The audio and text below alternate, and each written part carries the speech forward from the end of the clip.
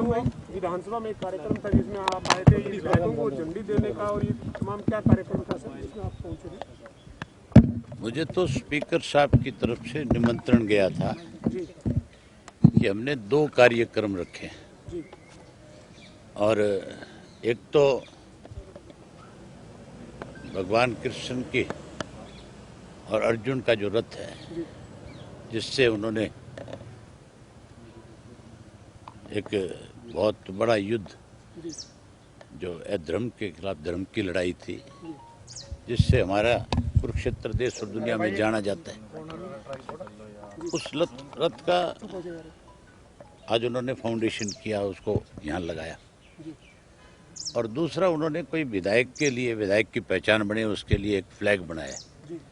उन दोनों चीज़ों को आज उन्होंने ओपन किया था।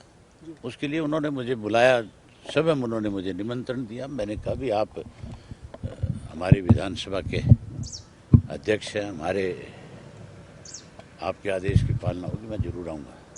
आज मेरा वैसे भी एक चंडीगढ़ का कार्यक्रम था, तो इसलिए मैं आज विशेष रूप से इस कार्यक्रम में शामिल होने के लिए आया। सर, बड़ौदा उपचुनाव को लेकर सरकार ये कह रही है कि भूपेंद्र सिंह हुड्डा कह रहे हैं कि खट्टी मैदान में आए, मैं तैयार हूँ, आपस में एक दूसरे को जो है वो मुझे बड़ी हैरानी है इस बात को लेकर के कि 2 व्यक्ति ऐसे हैं इस प्रदेश में जो केवल प्रेस कॉन्फ्रेंस के जरिए चुनाव लड़ रहे हैं। भूपेंद्र सिंह हुड्डा गुहाना में गया, प्रेस कॉन्फ्रेंस करी और प्रेस कॉन्फ्रेंस करके कहा कि हम चुनाव जीत जाएंगे। लोगों में नहीं गया। 54 गांव है उस विधानसभा क्षेत्र के, मैं एक गांव में जाकर के आया हूँ। मैं लोगों से पूछ कर के आया था कि कोई चीफ मिनिस्टर तुम्हारे यहाँ आया, भूपेंद्र सिंह हुड्डा तुम्हारे यहाँ आया, या कांग्रेस का कोई और बड़ा नेता जिसकी कोई पार्टी ने जिम्मेवारी लगाई वो आपके यहाँ पे आया? तो ना तो भूपेंद्र सिंह हुड्डा वहां गया, वो भी प्रेस कॉन्फ्रेंस के जरिए उस चुनाव को लड़ रहा है, और मुख्यमंत्री महोदय भी जो हैं गुहाना में प्रेस कॉन्फ्रेंस करके और चुनाव लड़ रहे हैं। ना तो भूपेंद्र सिंह हुड्डा की हिम्मत की उन लोगों का सामना कर सके, क्योंकि 10 वर्ष में उस भूपेंद्र सिंह हुड्डा की कांग्रेस की सरकार ने उन लोगों की बहुत बड़ी अनदेखी करी थी। और भारतीय जनता पार्टी की तो आज हालत ऐसी है कि जहां कहीं भी आप बड़ौदा को छोड़ो, हरियाणा प्रदेश के किसी भी गांव में जाकर के अपना कार्यक्रम नहीं कर सकते, क्योंकि ये जो एक काला कानून इन्होंने बनाया है किसान के खिलाफ, इसको लेकर के लोगों में बहुत बड़ा गुस्सा है, रोष है, और लोग तब तक इनका विरोध करेंगे जब तक इसमें संशोधन नहीं हो जाएगा, जब तक किसान को ये नहीं लगेगा कि आने वाले समय में तेरी जमीन बेचने पे तुझे कोई मजबूर नहीं कर सकेगा, तब तक इन लोगों को विरोध का सामना करना पड़ेगा।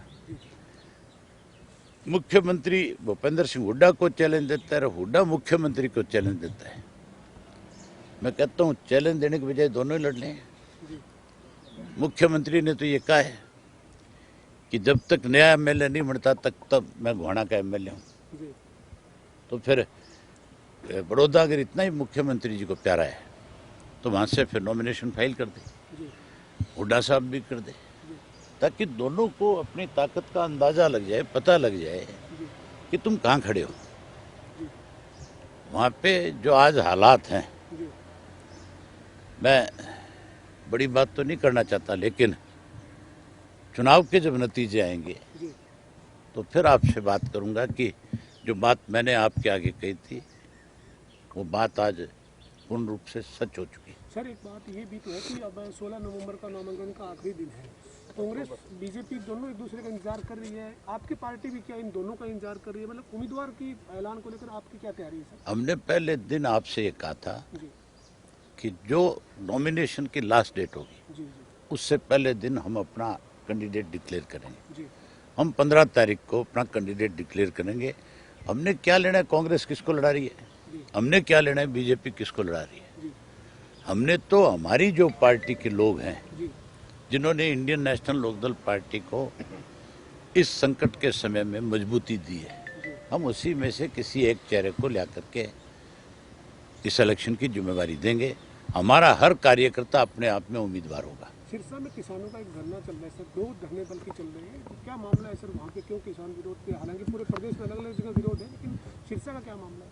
अकेले सिरसा नहीं, जहाँ कहीं जेजेपी के बीजेपी के एमएलए जो कहीं अपने आप को ये कहते हैं कि हम किसान के घर में पैदा हुए, उन लोगों को तो विरोध का सामना करना पड़ेगा, क्योंकि अगर वो किसान के हितैषी हैं तो फिर किसान के साथ आकर के खड़ा होना चाहिए, ना कि पुलिस बल के बीच में कहीं लोगों में भय पैदा करने की कोशिश करें।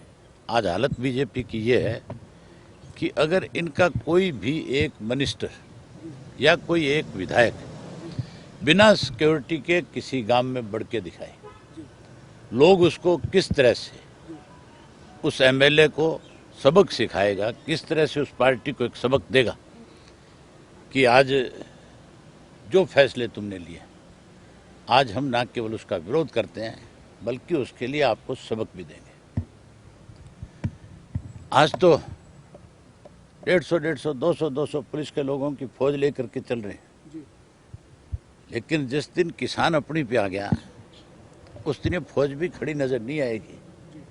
इस फौज को भी आगे लगना पड़ेगा, क्योंकि इस फौज में सारे वो शामिल है जो उन किसानों के घरों में पैदा हुए हैं।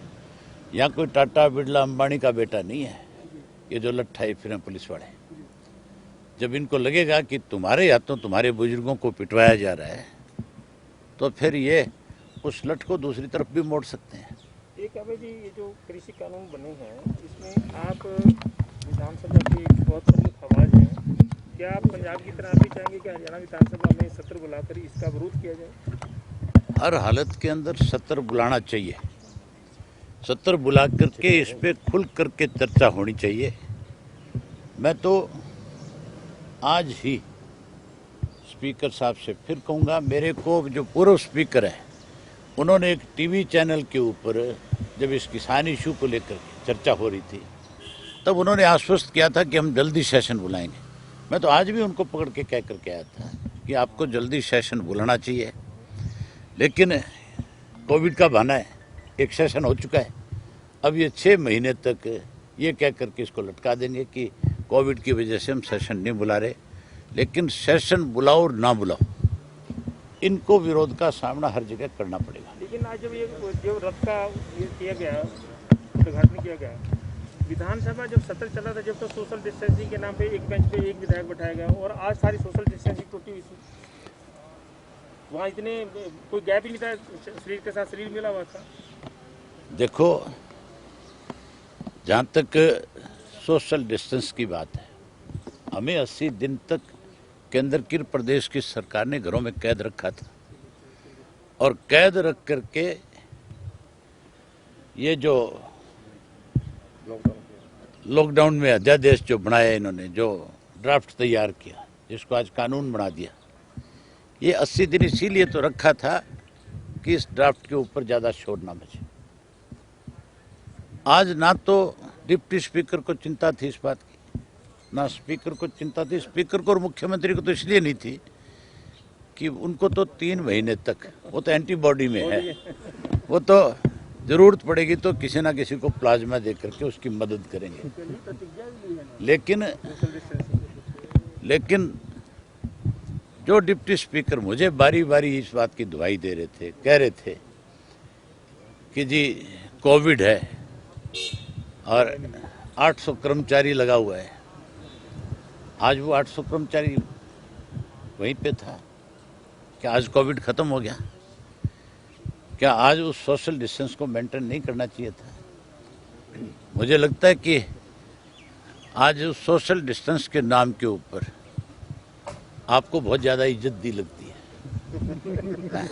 इसीलिए आज आप बाहर खड़े हो। मैं तो आपको बहुत पहले कहता था कि सत्ता में बैठे लोग जो हैं ये सेवक नहीं है, ये लुटेरे हैं, और आप मेरी बात को समझ नहीं रहे थे। आज मुझे लगता है थोड़ी सी आपके भी समझ में आ गई होगी। Thank you for watching NT24 News, the National Tele 24 News.